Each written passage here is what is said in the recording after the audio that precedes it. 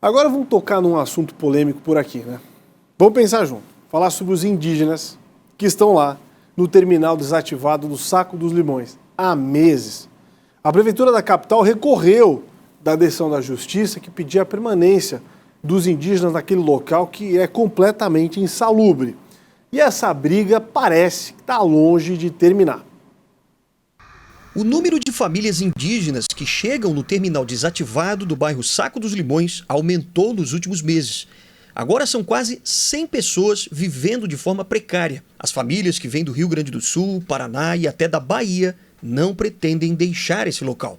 Nós queremos essa casa de passagem aqui porque é uma boa localidade e pela segurança das famílias, né? Esse local para vocês é considerado, por exemplo, um local digno para várias famílias morarem? Sim, para nós é, né? Porque a gente vem com as crianças e é um lugar meio assim aberto para as crianças brincar, tudo também, né? E seria aqui. Para nós é aqui já, né? O procurador-geral do município afirma que a prefeitura já ofereceu vários imóveis para que eles pudessem ser abrigados de forma mais adequada. E contam que foram feitas várias melhorias no terminal solicitadas pelo Ministério Público. Foram feitas desde correções no sistema elétrico a pedido dos indígenas, instalação de chuveiro, instalação de portas, instalação de tanque, melhoria no sistema de abastecimento aqui. Então todas as melhorias foram feitas conforme aquilo que foi listado pela FUNAI, pelos indígenas e pelo Ministério Público. A gente se coloca à disposição porque eu acho que a sociedade, as entidades todas têm obrigação também de proteger essa parte da população. Se aquele espaço tiver condições de ser adaptado e criado um ambiente digno, pode ser lá. No mês passado, o Ministério Público Federal determinou que a Prefeitura de Florianópolis fizesse mais melhorias aqui no local e construísse também uma casa de passagem no terreno ao lado. Só que a Prefeitura alegou que o plano diretor aqui da cidade e o zoneamento não permite novas construções. Ontem, o procurador entrou com recurso contra a decisão da Justiça de manter os indígenas no terminal desativado. O terminal, no termo de compromisso, é a solução provisória até que se construa a casa definitiva.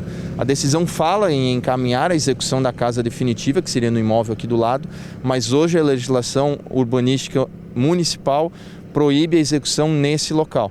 Então, como a gente já havia esclarecido no processo, a gente apresentou 7 alternativas de locais no município, que hoje permitiriam a construção definitiva dessa casa, e o Ministério Público rejeitou. Então, a gente levou esse recurso para o tribunal e vamos aguardar o que o tribunal vai decidir sobre esse ponto específico. A Procuradora da República, em Santa Catarina, diz que o bairro Saco dos Limões é o melhor local para a construção da casa de passagem. A situação do plano diretor em toda aquela região de aterro, ela ainda está em aberto, né? Eu ainda tenho esperança que isso seja resolvido, inclusive porque toda aquela região está sendo desperdiçada. É uma região que tem que ter uma destinação pública, isso é que está previsto no licenciamento do aterro, né?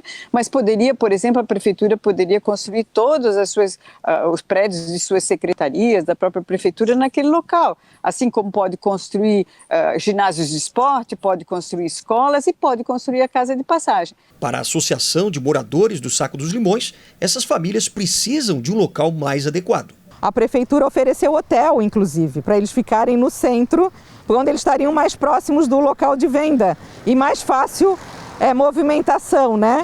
Nada disso foi aceito porque simplesmente não interessa. É muito triste ver eles jogados desse jeito.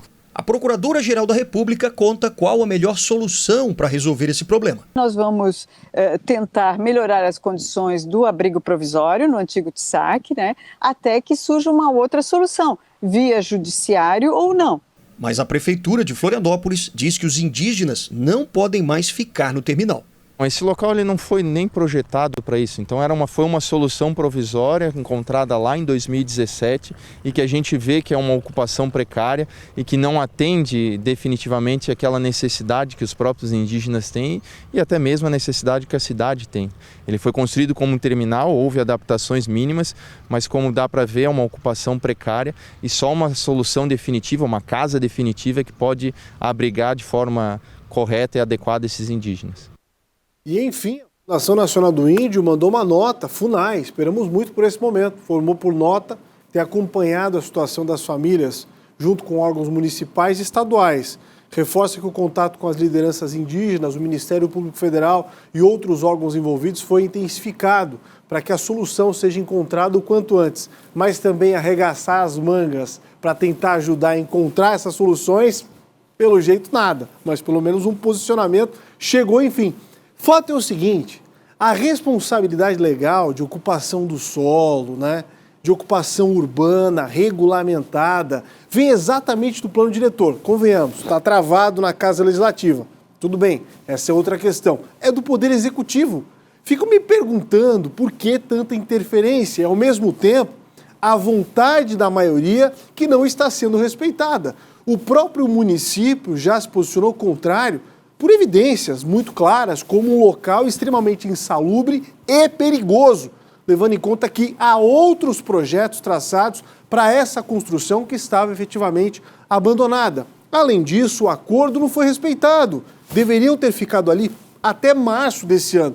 Meses já passaram e o imbróglio continua. O Ministério Público Federal colocando mais lenha na fogueira, tentando entender efetivamente que as soluções podem ou não ser cabíveis. A população faz esses questionamentos. Fato é o seguinte, só porque são índios podem invadir, né, o patrimônio público, ou todos devem, sem exceção, respeitar as leis brasileiras. Índio ou não, o prédio foi invadido e deve ser respeitado de acordo com a vontade, segundo a democracia, da maioria. Fato é que a confusão continua. Todos torcemos, evidentemente, né, para que essas pessoas possam serem realocadas de forma segura, com saúde, com toda a assistência necessária. Mas os órgãos falham, né? Porque ao invés de se juntarem, encontrarem um ponto em comum, ficam num embate, num tipo de tiroteio invisível, em que a população continua sendo penalizada, até os próprios indígenas, né?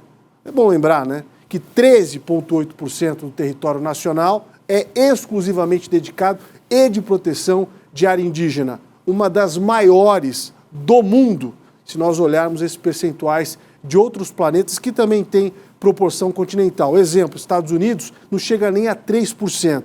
A gente conhece a história americana e a nacional também. Mas será que o índio não quer se reintegrar à sociedade? Esse é um outro debate que tem que ser colocado na mesa. Afinal de contas, qual caminho nós vamos escolher? Ou vamos ficar brigando entre si? Se todo mundo se juntasse para encontrar um ponto comum, sem dúvida, seria muito melhor.